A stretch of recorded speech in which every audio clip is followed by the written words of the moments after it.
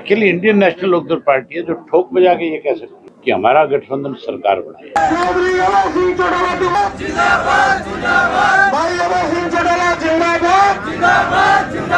हुड्डा जब जाएगा वोट मांगने तब आप मेरे को मिलके बताना, लोग कपड़े पाड़ लेंगे। उसने एक हल्के में 50-50 कैंडिडेट खड़े किए। निजीकरण के नाम पे नौजवानों का शोषण किया गया। मैंने 20 तारीख के बाद तो प्रदेश में जाना है। मेरी और आकाश जी की मीटिंगें, मायावती जी की भी 5 मीटिंगें होनी है।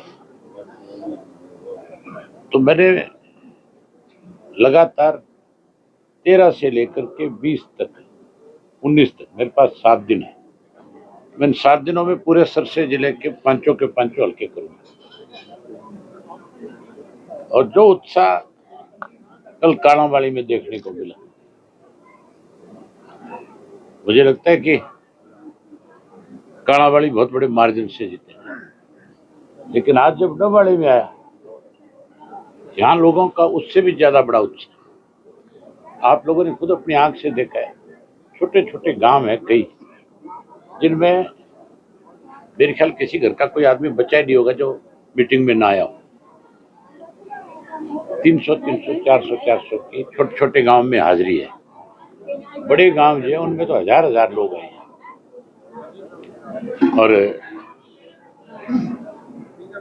पंचों को मुझे पूरा भरोसा है कि हम जीतेंगे। अकेली इंडियन नेशनल लोकदल पार्टी है जो ठोक बजा के ये कह सकती है कि हमारा गठबंधन सरकार बनाए। हम आज की तारीख में भी 15 से 20 सीट पे खड़े। अभी शुरुआत है, अभी तो विड्रॉल भी नहीं हुए। जब चुनाव शुरू होगा तब देखना इंडियन नेशनल लोकदल पार्टी का, बहुजन समाज पार्टी का, श्रोमणी अकाली दल बादल का, लोपा का ग्राफ कहां पे जाके खड़ा होगा। बीजेपी दावा कर रही है तीसरी बार सरकार बनाएंगे, हालांकि सरकार भंग हो चुकी है। दावे तो दुष्यंत भी करेगा कि मैं बनाऊंगा सरकार। सरकार तो बनाने वाले बनाएंगे। हुड्डा की स्थिति कैसे देखते हैं, कांग्रेस की स्थिति क्या देखते हैं? हुड्डा जब जाएगा वोट मांगने तब आप मेरे को मिलके बताना, लोग कपड़े पाड़ लेंगे। उसने एक हल्के में 50-50 कैंडिडेट खड़े किए, जिनके जमीनें बिकवा दी, घर लगा दिया। अब टिकट नहीं मिली, वो कपड़े उतारेंगे कि नहीं उतारेंगे? सीएम की जो है जगह चेंज हो गई है, क्या लगता है कि कुछ सीएम का विधानसभा क्षेत्र चेंज हो गया? तो जगह ही नहीं है बेचारों के पास चुनाव लड़ने के लिए। कहीं तो जाके फार्म भरेंगे कि नहीं भरेंगे? सर, रोडी हल्के ने पहले गिनीज बुक ऑफ रिकॉर्ड में नाम दर्ज करवाया था, आपको वोट दिए थे। क्या इस बार वो रिकॉर्ड भी टूटेगा या कैसा लोगों का प्रोत्साहन आपको मिल रहा है? मुझे लगता है जिस तरह से आज लोगों का रुझान है, रिकॉर्ड बीट करेंगे। देश के अंदर इंडियन नेशनल लोकदल पार्टी की सरकार बनेगी। अजीज जो आदित्य चौटाला जी, उन्होंने बहुत मेहनत की है, लगातार लोगों के बीच में रहे, और जो लोगों के बीच में रहता है वही विधानसभा और लोकसभा में पहुंचता है। कुछ लोग पैसे से या प्रभावित करने की कोशिश करते हैं, लोग उनको नकार देते हैं। तो आने वाली सरकार इंडियन नेशनल लोकदल पार्टी की होगी और चौधरी अभय सिंह चौटाला जी प्रदेश के मुख्यमंत्री होंगे। पिछले 20 सालों से जो इस क्षेत्र की अनदेखी हुई है वो पूर्ण रूप से विकास करेंगे हम इस इलाके। डबवाली के पूर्व विधायक हैं, इन 5-10 सालों में कितना विकास डबवाली में देखते हैं? विकास नहीं, यहाँ तो विनाश हुआ है। यहाँ पे नशा बढ़ा है, यहाँ करप्शन बढ़ा है, यहाँ हम लोगों की सुनवाई नहीं है। फैमिली आईडी के नाम पे, निजीकरण के नाम पे नौजवानों का शोषण किया गया। तो आज इस चुनाव के अंदर सरकार को बदलने का काम करेंगे। लोगों के मन में बहुत जोश है, जुनून है।